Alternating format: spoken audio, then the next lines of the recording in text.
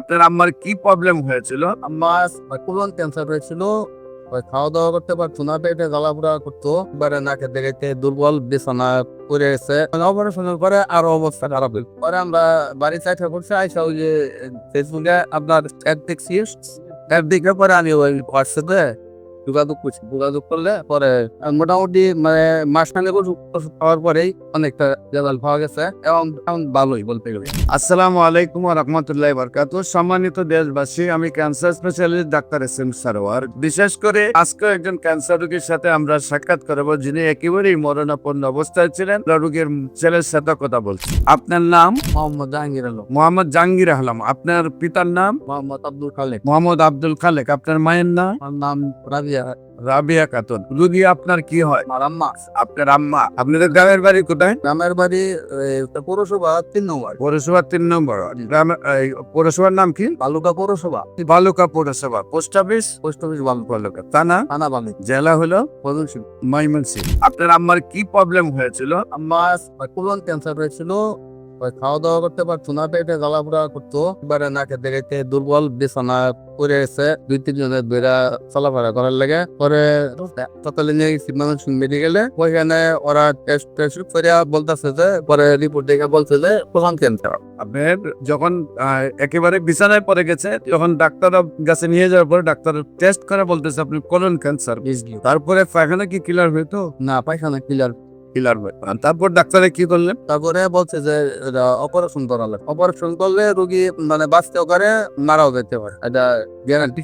পরে আমরা একবার প্রথমে ভয় পেয়ে গেছি, তখন অপারেশন না করে বাড়িতে নিয়ে এসে পরে এভাবে আরো 2-3 মাস গেছে। যাওয়ার পরে রোগী পেলে আস্তে আস্তে আরো খারাপের দিকে যাইতেছে। পরে চিন্তা করলাম যে বাঁচতে পারবো বললে মোট দয়া অপারেশন করাইলে। পরে আবার নিয়ে গেছি মেডিকেলে, দয়া ভর্তি করাইলাম। ভর্তি করে প্রায় মাসটা হাসপাতালে থাকছি। তারপরে অপারেশনের ডেট দিছে, পরে অপারেশন করা হয়েছে। অপারেশন করার পরে 7 দিন পরে ছুটি দিছে। ছুটি বাড়িতে আসছি। বাড়িতে আসার পরে মানে অপারেশনের পরে আরো অবস্থা খারাপ হইল এবং আরো মরার অবস্থা। পরে আবার গেছি ডাক্তার এনে, ওরা তখন কিছু বলে যে ক্যান্সার, এটা ক্যান্সারের চিকিৎসা আলাদা ভাবে নির্লাগ কিছু। আমরা তো ভাবছি যে অপারেশন করা হয়েছে মানে এটা রোগ শেষ, ভালো হয়ে গেছে। তারা আর বলে নাই যে ক্যান্সারের পরবর্তীতে থেরাপি দিতে লাগবো বা কিছু দেওয়া লাগবো বলা। পরে মাসখানিক আছে, মাসখানিক পরে ওই যে সার্জারি বিভাগের যে প্রধান, উনি বাহিরে ক্লিনিকে প্রাইভেট ভাবে দেখে, ওনার এখানে আমরা প্রাইভেট ভাবে দেখাইছি। পরে ওই স্যারের গেছি, স্যারে বলতেছে আপনারা এখন কেন আসছেন, রুগীটার একবারে মানে মাইরা নিয়ে আসছেন শেষ পর্যায়ে, এতদিন কেন আপনারা চিকিৎসা শুরু করেন নাই? আমরা বলছি আমাদের কিন্তু স্যার হাসপাতাল থেকে বলে নাই যে এটা ক্যান্সারের চিকিৎসা করতে কিছু, আমরা তো জানি। পরেও এখান থেকে আর ডাক্তার চিকিৎসা দেয় না, দিলে আমরা বাড়িতে একটা বসছি। আইসা ডাক্তারের চিকিৎসা দেয় নাই, বলতে আর চিকিৎসা নাই, আপনার বাড়িতে চলে যাবো। পরে আমরা বাড়ি চাইতে করছি, আইসা ওই যে ফেসবুকে আপনার অ্যাড দেখছি। অ্যাড দেখে পরে আমি ওই হোয়াটসঅ্যাপে যোগাযোগ করলে পরে আমি এতটা বিশ্বাস করিনি। পরে আমি একদিন আমার সরকারের নিয়ে আসছি, মানে এখানে লোকের সমুদ্রে আসছি যে এটা আসলে কতটা সত্য যাচাই করার জন্য। কয়েকটা লোক ঘুরে দেখে গেছি, দেখছি যে না ঠিক আছে। তারপরে 1 সপ্তাহ পরে আমি আমাকে নিয়ে আসছি আর 4 মাস আগে। মোটামুটি মানে মাসখানেক ওষুধ খাওয়ার পরেই অনেকটা রেজাল্ট পাওয়া গেছে এবং মোটামুটি এখন ভালোই বলতে গেলে। আপনি আল্লাহ রসের সম্মতে নিয়মিত 4 মাস ওষুধ খাওয়াইছেন, এখন ভালো আছেন উনি।